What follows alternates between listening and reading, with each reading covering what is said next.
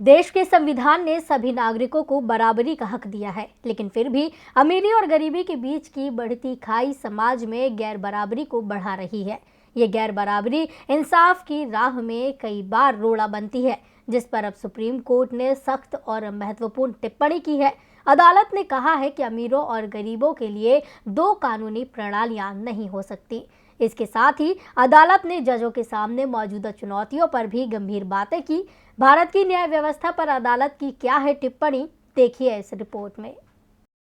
देश की सर्वोच्च अदालत ने गुरुवार को न्याय व्यवस्था पर एक बड़ी टिप्पणी देते हुए कहा कि भारत में अमीर संसाधनों से युक्त और राजनीतिक रूप से ताकतवर लोगों और संसाधनों से वंचित छोटे लोगों के लिए दो समानांतर कानूनी प्रणालियां नहीं हो सकती। न्यायालय ने यह भी कहा कि जिला न्यायपालिका से औपनिवेशिक सोच के साथ किए जा रहे व्यवहार को नागरिकों के विश्वास को बचाए रखने के लिए बदलना होगा और जब न्यायाधीश सही के लिए खड़े होते हैं तो उन्हें निशाना बनाया जाता है। आपको बता दें कि न्यायमूर्ति DY चंद्रचूड़ और न्यायमूर्ति MR शाह की पीठ ने कांग्रेस नेता देवेंद्र चौरसिया की हत्या के मामले में मध्य प्रदेश की बसपा विधायक के पति को दी गई जमानत बृहस्पतिवार को खारिज करते हुए ये अहम टिप्पणियां की।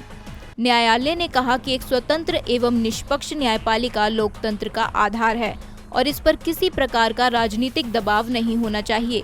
सुप्रीम कोर्ट ने कहा, दोहरी व्यवस्था की मौजूदगी कानून की वैधता को ही खत्म कर देगी। कानून के शासन के लिए प्रतिबद्ध होने का कर्तव्य सरकारी तंत्र का भी है। पीठ ने कहा कि जिला न्यायपालिका नागरिकों के साथ संपर्क का पहला बिंदु है।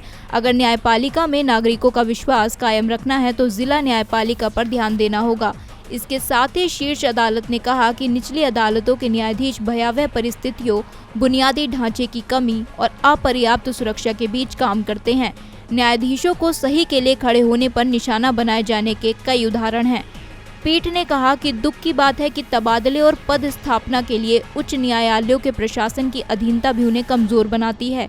पीठ ने कहा, जिला न्यायपालिका के साथ औपनिवेशिक मानसिकता वाला व्यवहार बदलना चाहिए और ऐसा होने पर ही प्रत्येक नागरिक, भले वह आरोपी हो, पीड़ित हो या नागरिक समाज का सदस्य, उसकी नागरिक स्वतंत्रता हमारी निचली अदालतों में सार्थक रूप से संरक्षित रहेगी।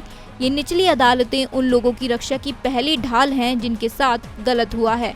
पीठ ने कहा कि न्यायाधीश किसी भी अन्य कारकों की बाधा के बिना कानून के अनुसार विवादों को सुलझाने में सक्षम होने चाहिए और इसके लिए न्यायपालिका और प्रत्येक न्यायाधीश की स्वतंत्रता जरूरी है। न्यायालय ने यह भी कहा कि व्यक्तिगत न्यायाधीशों की स्वतंत्रता में यह भी शामिल है कि वे अपने वरिष्ठों और सहयोगियों से स्वतंत्र हों। DB लाइव की रिपोर्ट।